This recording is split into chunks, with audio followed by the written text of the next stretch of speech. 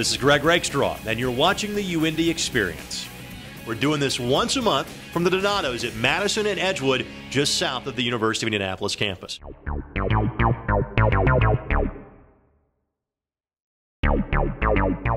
you believe another season has already kind of flown by for you? Well, I tell you what, every year seems to roll down a little bit faster and faster. I think that it's my age. I don't know.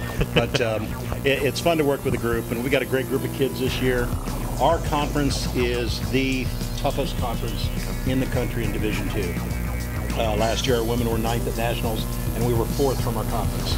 So that says a lot about our conference. And again, to point it out, folks, again, swimming and diving member of the GLIAC as opposed to the GLVC, much like football has been over these last few years. Tell us about some of the swimmers that have already qualified at this point for it. We have, I believe it's 5 girls that have qualified so far. Maura and Megan Donahue, Vicky Galliamutsu from Sweden. Who else? Julia Madeira, who is our freshman from Columbia. And then, who am I forgetting? Good question. I don't know. We got plenty of them, though, which is a good problem to have. When you've got that many, that's hard to remember. That's a good problem. Now, you just rattled off, and again, those that are familiar with your program know about this, but others may not. You just rattled off Sweden and Columbia. How many nations are represented on your team this year? We have quite a few.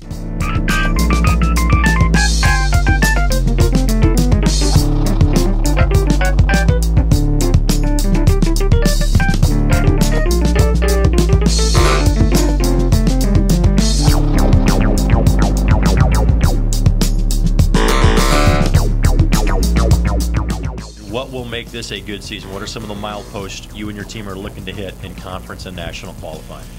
Well, I think we want to try to continue to have the success that we've had at the national championship level with being in the top 10. I think that's achievable on the women's side as well as the men's side.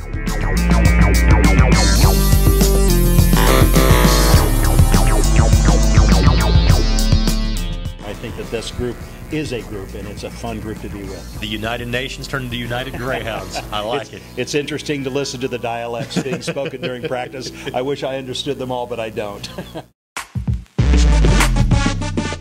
Tell us how your season's been going so far. It's been going pretty well. I'm kind of in the same position I was last year. I've qualified for nationals so far, so I'm kind of focusing on that for March and kind of just coasting through right now. I was going to say, you've got conference meet coming up not too far away, but the nationals are still 5 or 6 weeks away. 7 weeks. 7 weeks, yeah. Exactly. You got plenty of time.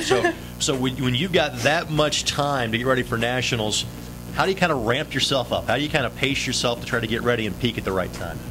It's hard because each swimmer peaks differently, and so for me, I'm still trying to figure out where that was. I was talking to Eric, and I missed my peak my freshman year, and last year I hit it. So it's kind of, you know, make it through conference, rest for that, and then fully taper for nationals and just, you know, put it all out there.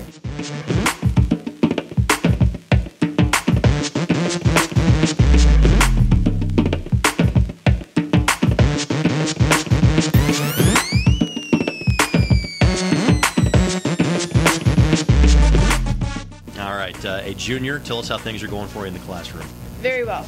I've been on the Dean's List every semester, and I'm in both of the Honor Society for the freshmen and then the juniors and seniors, and I'm graduating 3 semesters, so congratulations. On track. What's the degree going to be in? Computer science. And what are you hoping to do with that once your days in the pool are over with? Not quite sure yet. On the path to figuring that out. Ideally, a job from home, so when I have a family, I can stay at home with them, but it's just a matter of finding the right niche for me.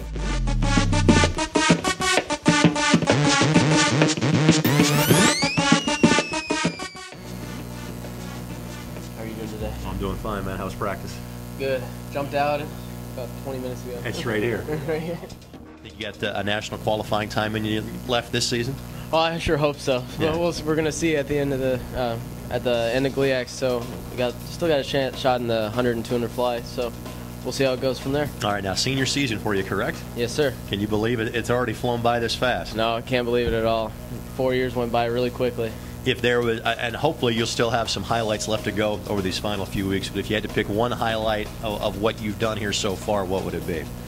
Well, I think it's been being the swim team's captain the past 2 seasons. I think that was a really good honor bestowed by my teammates, and I think athletically, I think it would have been being all-conference freshman year. No doubt about that. You can always find time in the pool whenever you graduate, but it may be the last time you're a part of a team. Yeah. Has that reality kind of sunk in at this point? I think it sunk in about last weekend when we had our senior night. Yeah. All the parents were there, and it was weird swimming in my last race at UIndy. All right, now, Seth, tell us about the major and how things are going for you in the classroom. Oh, things are going pretty well. I'm a double major in economics and international relations. Got quite the workload this last semester. I'm taking on 22 credit hours at the moment. And I picked up the econ major a little late, so I'm trying to finish it up so I can graduate on time. But it's going to be tough, but it's not undoable. Anything's possible. You say international relations. It sounds like from the different nationalities on your team, you get a minor of that just being on the swimming team. Oh yeah, I think they were proposing that for all the swimmers. But yeah, we got quite the diverse group. We have. We're represented by all over the world, and it really brings an interesting subculture to the UIndy swim team.